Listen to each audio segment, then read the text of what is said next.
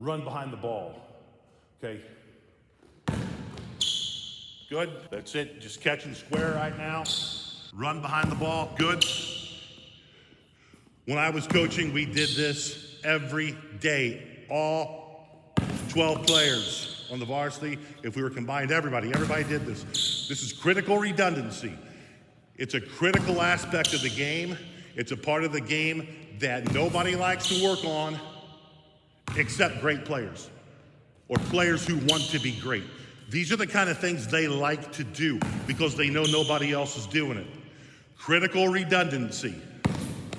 Critical aspect that has to be done ad nauseum. You can never do too much of it.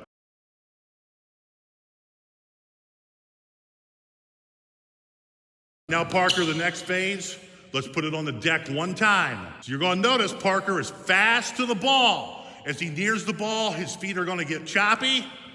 Reach square. He's going to stay down this time in his boss position.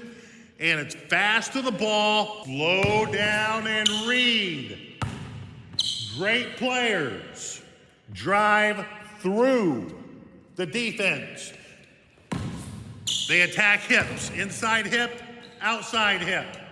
It takes no talent to drive going around somebody, and I mean around their body.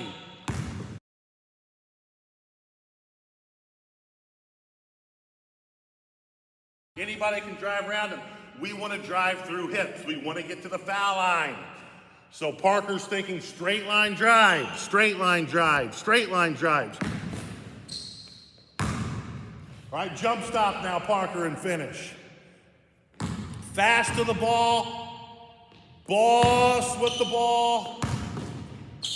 Boss with the ball. Big jump stop, Parker. This is Parker and I's first time working on this. Fast to the ball. Big jump stop. Good. Get a little bit lower on your jump stop now. Throw a mommy wrap around. That's it.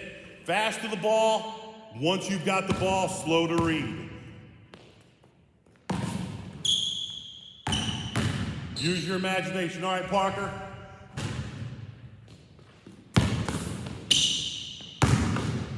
Okay, let's work on that. So spin it, catch it, stop. Good. Okay. When you feel your pivot foot, good. Here I come. Now, as you reach, remember this ball's coming through. Reach step. Now, where's your shoulder going? Good. Now you're putting me in a position as you're going through me. You're putting me in a position. You're making me break my practice habits. Let me explain that. If Parker caught it and went this way, step slide, step slide. People practice step sliding every day in practice.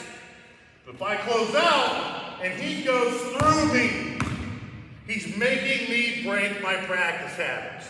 I've got to open up, and now I'm on the side of him, and I'm either going to give him an uncontested shot or foul him. That's how important this stuff is. Spin it.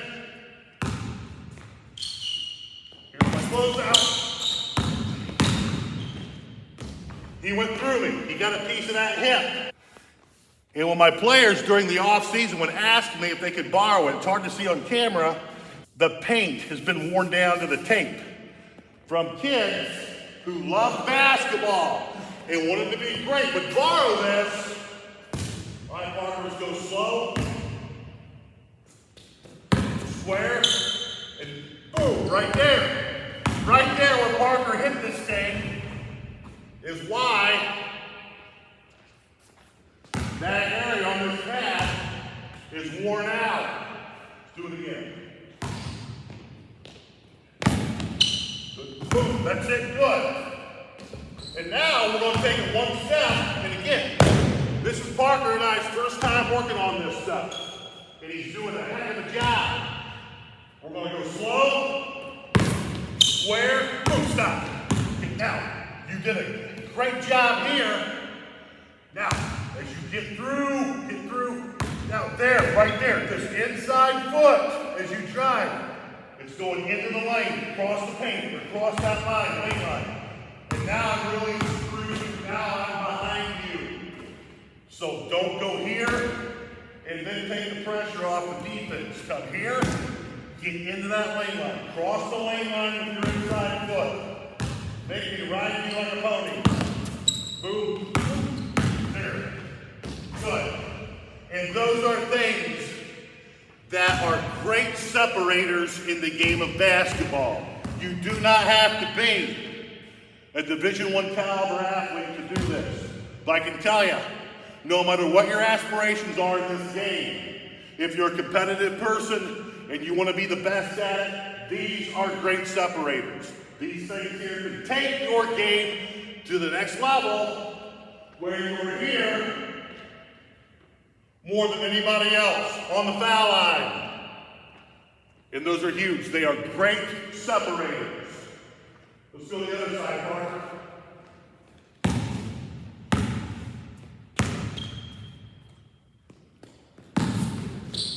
That's it, get in that lane. Good. So when you finish, you don't want to finish out here. Okay, if you're 6'10", yeah, who cares, right? You're not. You want to finish so the net is blocking off the weak side defense. So you want to finish making believe your middle finger is going up into that square. Another great separator. Good. So when you release the ball, it's just like you're going up and dunking. But instead you put it with some English up on the glass, ball comes off your middle finger, up on that square.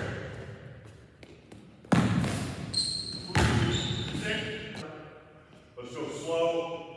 So we have coaches standing here, contact, and then give them a shove. Not shoving them, just assisting them through building this into their mind of crossing that lane line, getting in perfectly straight lines to the basket. Nice and slow. Close it. Good. Now let's go the other way. I'm gonna lift with my left foot. So let's go the same way, Parker. Let's go towards the camera. Here comes your closeout. Good. So those are things we felt like we had to be outstanding at in order to be competitive.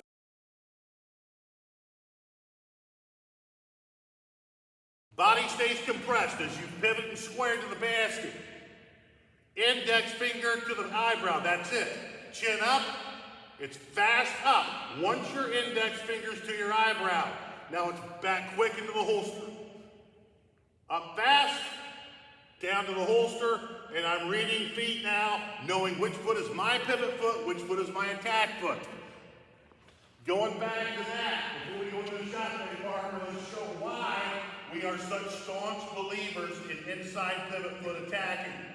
So he's trying to get the basketball, and I'm in the passing lane.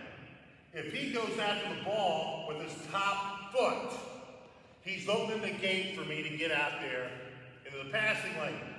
If he goes after the ball, which we call reach for the ball with your inside pivot foot, he's going to block me off just by attrition because he's using the correct foot, the foot closest to the rim. Now you catch the thing unscathed. When you hear coaches say, out-fundamental the opposition, these are the things they're talking about. These critical areas of the game of basketball that need to be repeated redundantly. If your kids don't catch the ball without traveling, or they don't know which is their pivot foot, which is their attack foot, hence they're going to travel. If your kids catch it and they stand up, if they move up and down on their shot fakes, if they do all of those things incorrectly, they lead to turnovers. One of my biggest things as a coach is don't turn the ball over. And these things that we did critically, redundantly, helped us achieve having games where we had low numbers of turnovers. And I might add, it's a lot harder to achieve that when you play offense the way we did. In our blocker mover system, we didn't have a shot clock in Indiana or Ohio, two places I coached. We might have the basketball for a minute. Now that doesn't mean we're putting the thing on our hip. It means we're moving, cutting, screening, So we have the ball a lot. And when you have the ball a lot, there's a lot higher probability of you turning the thing over. Hence, us spending this much time on it. All right, Parker, let's shot fake now. Big jump shot, huge jump shot. Good. All right, now you slack when you get close. Giant jump shot, good. Good. Get up on the back, finish it. Take your body weight towards the backboard on your finish. Good, much better. Okay, on this one, get down just a little bit lower. Drop your tailbone just a little bit lower on your shot face. Good. Okay, now, make believe on this sketch, going towards the camera, that the defense is stepping up with his right foot. And you're going to cross the ball over and go off with his right hip.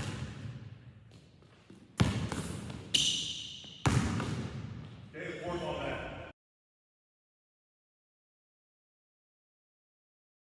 Hey, Derek Sheridan from Rust Belt Basketball Coaches Network. I'm here again today with one of my favorite young lads of all time, Parker Richardson from the great city of Maumee.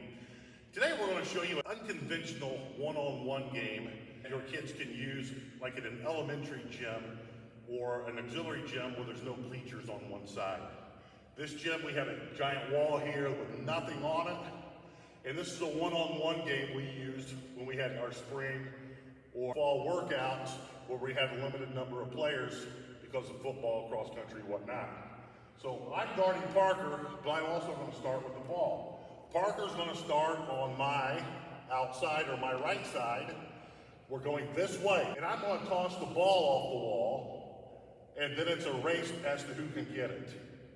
So I'm going to throw it off the wall, and Parker, if he separates and loses contact with me, I guarantee you, in my middle 50s, I can still beat him to get that ball. So if I toss it off the wall, I can still get that. So his job is to win the foot fight. He's going to get the ball, spin it, and now it's one-on-one. But here's the kicker. He only has 2 dribbles to get to the basket. Now, if I get the ball, I automatically get 1 point for him being weak. And then I'm going the opposite way. Now he's going to convert down to defense, and I've already got 1 point because he wasn't fundamentally sound or strong-minded. So this can turn into a war. Kids love this. I'm going to throw it a little bit harder off the wall this time, all right? Don't let me get it. Don't let me get it. Okay, and now he's got 2 dribbles to get to the basket.